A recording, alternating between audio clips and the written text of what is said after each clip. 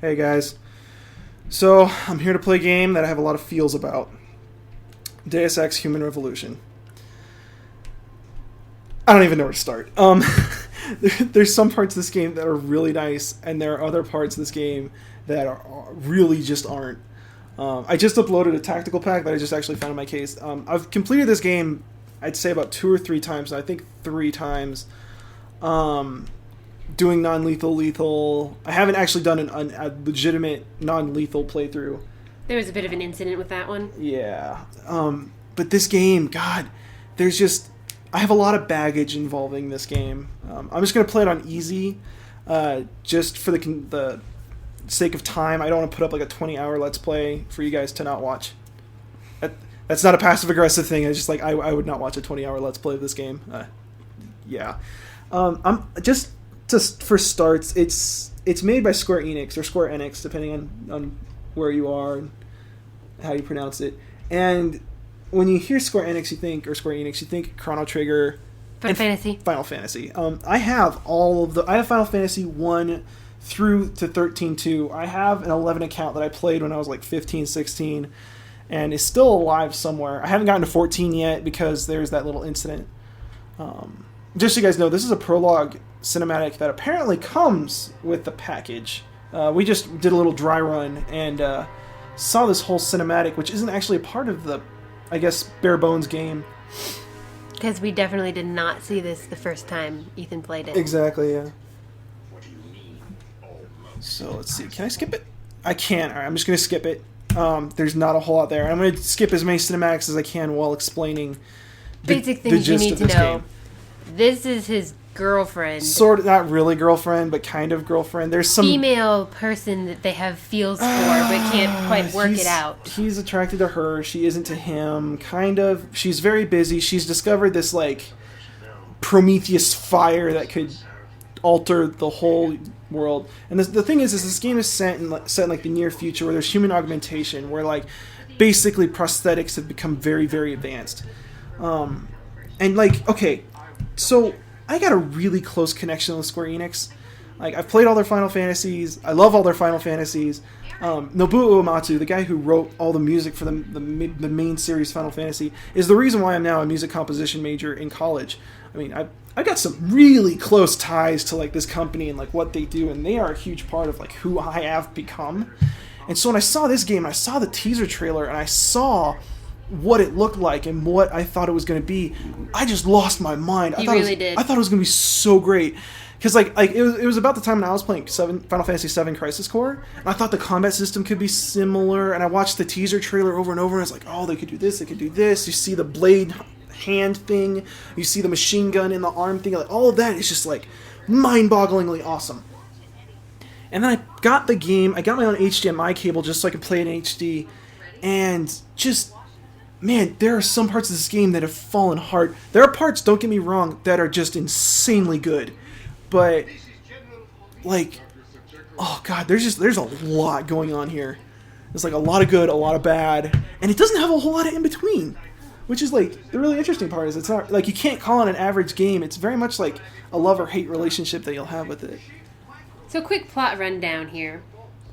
The main lady has some cool development coming up for all this human augmentation, and with everything in the world. There are 2 sides. There's the side that's like, yay, human augmentation's awesome, and then there's the side that's like, you're messing with nature, you're horrible people. So she is about to go to Washington to present her findings on this human augmentation stuff. Excuse me? And you, the main character, are her security guard. Basically, this is all a private corporation, so it does dabble in the whole private corporations and what laws they have, and, you know, it's a Square Enix game. How much of it is them just wanting to make money? Here's a Square Enix game, so it's got a lot of, you know, baggage in the background, like morals and stuff. But yeah, like, one of the things this game does well is how it kind of paints the future, and then it's not a future as in, like, oh my god, everything's just super futuristic, and there's, like, all the architecture's different and new, and everything's just magical. They do a really good job of, like, tying it into, like, the time that we are quote-unquote currently in. You know, it's not futuristic. It is futuristic, but it is not the future, if that makes sense. I don't know. But yeah, so this whole thing right here is just the prologue intro, and I'm gonna drop in like parts of the story, but I'm gonna try and skip as many of the cinematics as I can and hastily make my way through the game. I'm not gonna like level up to the max, but tips and tricks kind of video. Yeah, this game is very much kind of like you have the option to be stealthy, but you don't have to. So if you're like a Halo player and you want to run and gun, you can do that. If you kind of want to, I don't know, Dishonored, Assassin's Creed your way through it and never get seen, that is possible. Significantly more difficult, but possible. And so one of the things I want to do in this Let's Play is I want to show you, if you plan on getting this game and want to play it for yourself and immerse yourself in the story and just, play it, how to play it and not have a bad time. Because the first time I played this game, I got stuck on several places.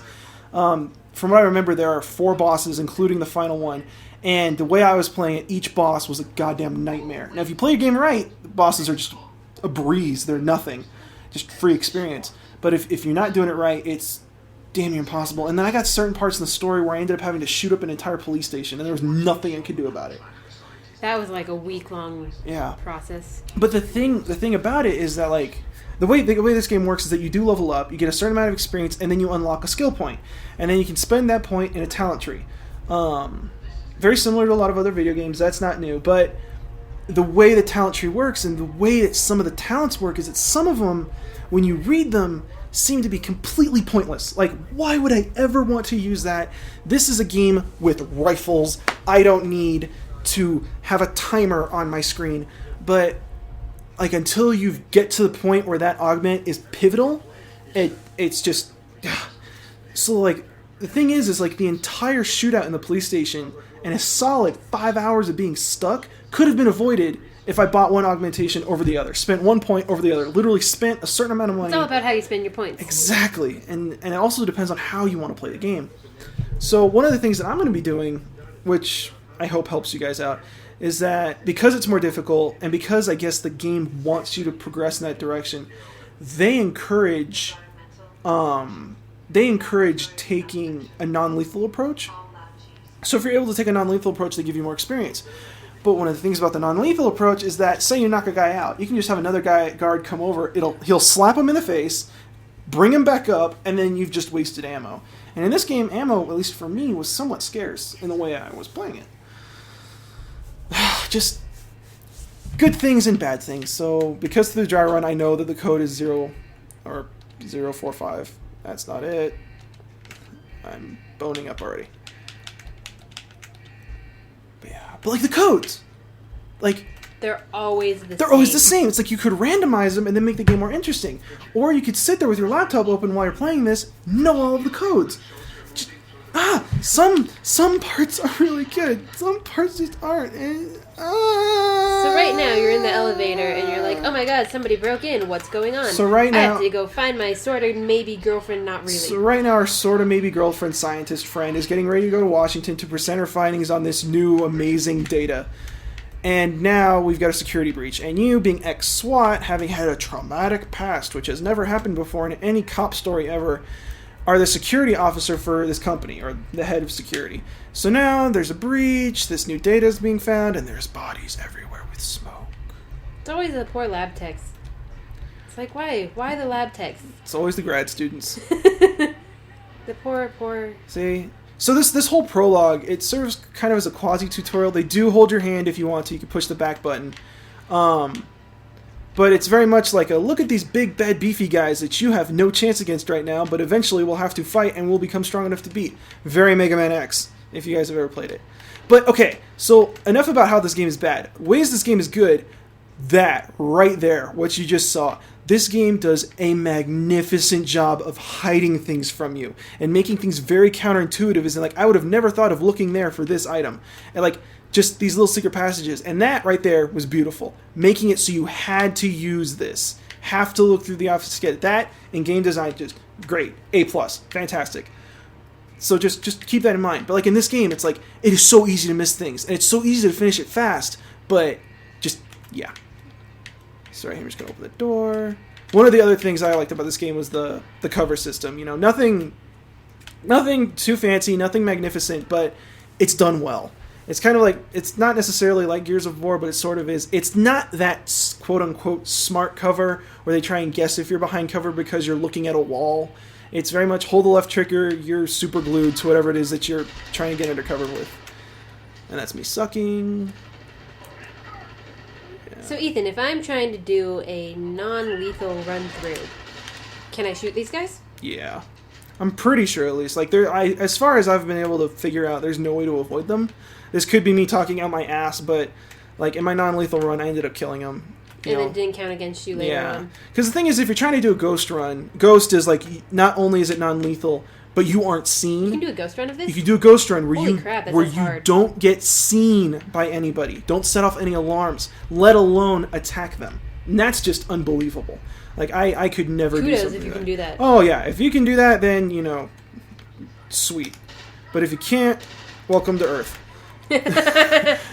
Population about, what, 7 million? Everybody. 7 billion? Yeah. But yeah, that I really enjoyed. Another thing I like about this game is, like, if you just saw right there, the game really plays off to the skill of the player in terms of it being an FPS, in that the difference between damage in a headshot and a body shot is just massive. Like, getting a headshot or getting a body shot, like, determines the length and how much ammo you're going to be spending by far. Yay! And then we bumped in, I believe that we guy bumped. like super ninja cooled away. That was a she. And she had a Skrillex haircut. Hey, See? you can see his head. Right there. See? That's her. Oh, good call. She's got the half-shaved thing. Her fight is actually incredibly easy if you've got the right augments. If you don't, just son of a bitch. Yeah. Each one could be easy. Each one could not be. It depends on how you want to play it. So what's your opinion on the little cursor that turns colors when you're on top of somebody? Can you be more specific? So like when you aim at someone, like the little arrows on the side will Oh, I just got flashbanged. turn red. Just gotta get cover, see how it works. I can't say... like that, but I feel like that makes it way easier. See, you know, if you're playing if you're playing a game where you're trying to detect like who there. the bad guy is, then yeah, it can be somewhat obnoxious. But in this game, I have yet to really play like on a team or have friendlies, I guess you could say. It's very much like you're on your own, do your best. Does this game have an online? I believe it does not. Okay. I do not think it has an online or multiplayer. See, I don't have an Xbox Gold account because I'm a broke college student. You know, like I love to play Halo Online. Holy crap, that'd be great. And I played Call of Duty Online for the free month that I got, but outside that, no. I am a Blizzard whore. I have WoW, Diablo 3, and StarCraft 2. I only have WoW and Blizzard. Yeah. WoW and Blizzard. Bleh. WoW and Diablo. So yeah, this is... seeing, like, the way that I grew up, in this scene, Zero comes out of nowhere and hacks off his arm. You know... Well, you're pretty much dead now, so... You know, and instead of Zero, we get the chick just tossing a barrel.